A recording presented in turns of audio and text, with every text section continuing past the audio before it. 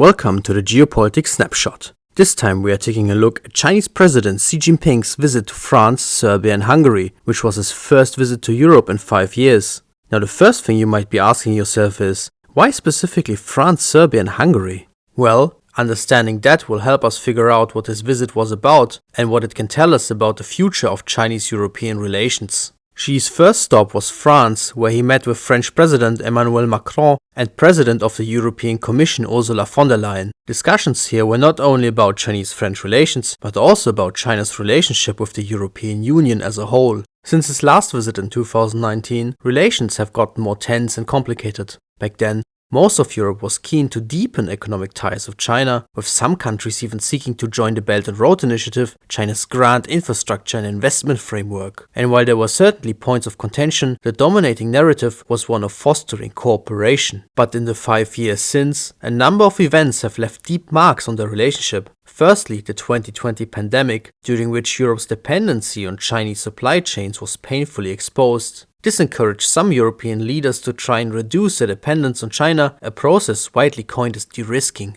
Secondly, Russia's invasion of Ukraine, during which the US and several European countries have accused China of indirectly supporting Russia by intensifying trade relations and selling so-called dual-use goods, which are designed for civilian purposes but can theoretically also be used militarily, like commercial drones or microchips. And thirdly, the growing rivalry between China and the United States, as both countries are coming increasingly into conflict over issues like Taiwan and the South China Sea. This is a tricky situation for Europe to navigate. On the one hand, China is seen as a systemic rival that is not to be fully trusted, and having close relations with it could eventually cause the US and Europe to drift away from each other. On the other hand, China is its biggest trading partner and has become essential for the growth of many European economies. But the economic relationship between China and Europe is not without its problems either. Chinese businesses have come to dominate certain economic sectors like the production of electric cars or solar panels, and many European leaders are worried that allowing these businesses to easily access the European market could destroy the European businesses trying to compete. This is why some European leaders have called for higher tariffs on certain Chinese goods. Restricting China's access, however, would in turn seriously damage Europe's access to the Chinese markets. After the EU announced an anti-dumping investigation into Chinese biodiesel exports, China retaliated by conducting its own anti-dumping investigation on European brandy, mostly from France. This trade dispute alone could cost both sides billions of dollars, and it's far from the only one that could emerge. All of these problems were discussed during Xi's visit to Paris, and the big question now is, will the Chinese-European partnership stabilize or deteriorate, similar to US-China relations? Well, Xi's visit has made it clear that the European Union is split on how to deal with China, as it didn't bring any significant changes to the status quo. This is bad news for von der Leyen, who has worked to create a unified European foreign policy towards China.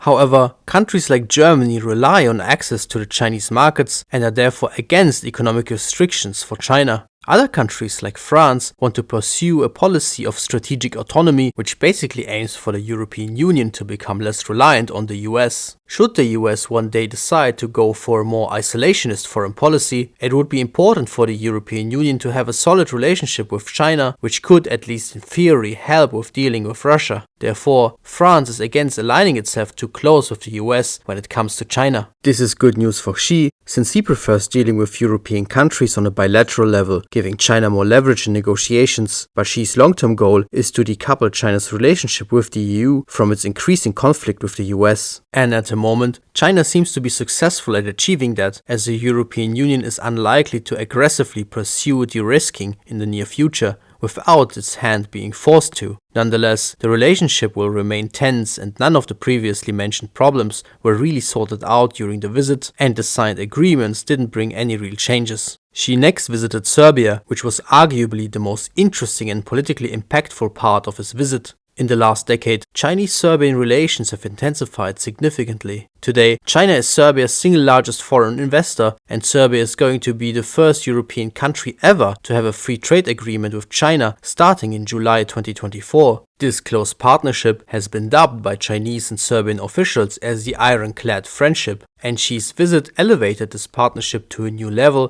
after Serbian President Aleksandar Vučić signed an agreement to join China's Global Community of Shared Future initiative. Now you might be asking, what is this Global Community of Shared Future initiative? Well, to be honest, I can't tell you exactly. Although there is a Chinese white paper, the practical implications of the initiative have not yet been defined, but we know that the initiative is reserved for China's closest partners. And Serbia is now the first European country to join it. Aside from this, a multitude of other agreements were signed as well, including on the purchase of Chinese trains, the export of Serbian blueberries and dried plums, as well as on access to Chinese universities for Serbian students. But why have Serbian-Chinese relations become so close? This is a particularly interesting question that deserves a video on its own. For a bit of context, during the Cold War, China and Yugoslavia, of which Serbia was a part of, developed relatively warm ties, as both countries were socialist states that did not align themselves with the Soviet Union. Nonetheless, this relationship wasn't particularly deep, but this began to change in the 1990s during the collapse of Yugoslavia. In China, NATO intervention in the Yugoslavian collapse was perceived as an attempt to destroy a friendly socialist regime. This negative view turned into outrage in 1999 when NATO forces conducted a large-scale bombing campaign on the territory of Serbia and Montenegro. During this campaign, the Chinese embassy in Belgrade was directly hit, resulting in the death of 3 Chinese journalists. While NATO later apologized and argued that the hit on the embassy happened mistakenly, it left a deep mark on the Chinese public, which not only contributed to the US and NATO being seen as an adversarial force by China, but also increased sympathies towards Yugoslavia and later Serbia. Because of all this, many believe that the main focus of the visit was to commemorate the 25th anniversary of the Chinese embassy bombing, where now a Chinese cultural center is located. However, this wasn't really the case. The bombing was mentioned several times and the message was still there, however, there was no visit to the site and it did not dominate the discussions. Instead, the visit focused on emphasizing the depth of Serbian-Chinese relations. But how do these two countries that seem so different from each other benefit from this partnership? Firstly, there is the obvious economic benefit. For Serbia, China is bringing a lot of investment into the country, and its participation in the Belt and Road Initiative made a number of larger infrastructure projects possible, like the Pupin Bridge and the Belgrade-Budapest Railway, currently under construction. And in contrast to investments from the European Union, these come without attached conditions. For China, Serbia is becoming a major hub from where Chinese goods will be distributed into Europe, while it gains lucrative access to Serbian industries, for example, through the purchase of a steel mill in Smederevo and also natural resources like copper and gold. But there are also political benefits. One big concern both countries share is the issue of territorial integrity. Serbia due to Kosovo and China due to Taiwan and all the other territorial disputes it's involved in. This partnership becomes especially apparent in the United Nations, where Serbia will usually vote in alignment with China on territorial issues, while China, as a permanent member of the United Nations Security Council, has special privileges and veto rights that can be used in Serbia's favor. And somewhat related to that is also the issue of multipolarity.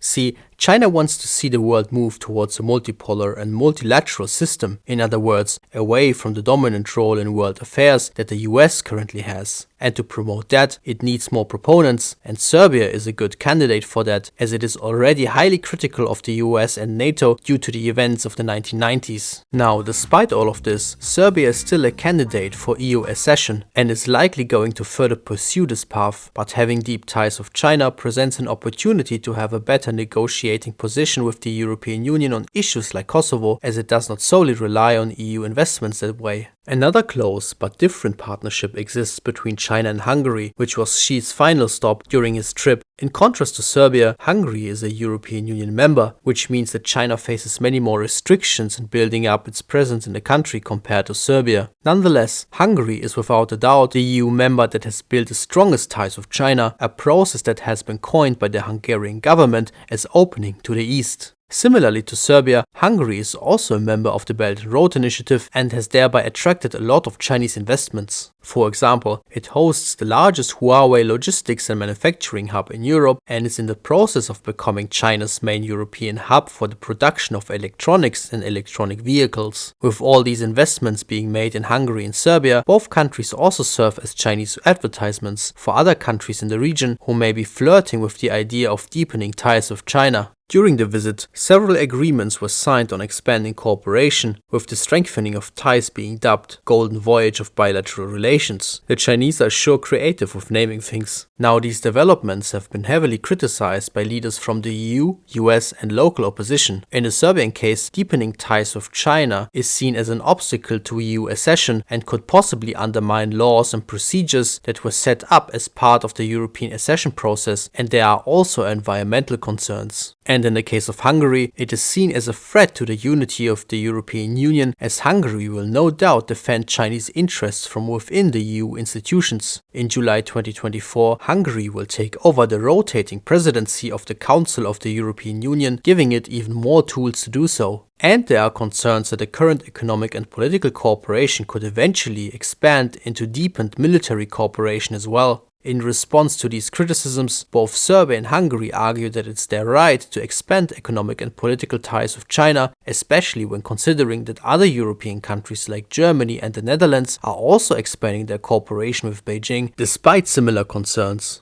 China's pivot to Southeast Europe is a complicated topic, and there are many issues here that are worth a video of its own in the future. But for now, it seems that despite the growing skepticism towards China across the European Union and the West as a whole, China will likely continue to consolidate its influence in the region. Well, that's it for this time's Geopolitics Snapshot. Thank you for watching, and a big thank you to my patrons and channel members. Until next time.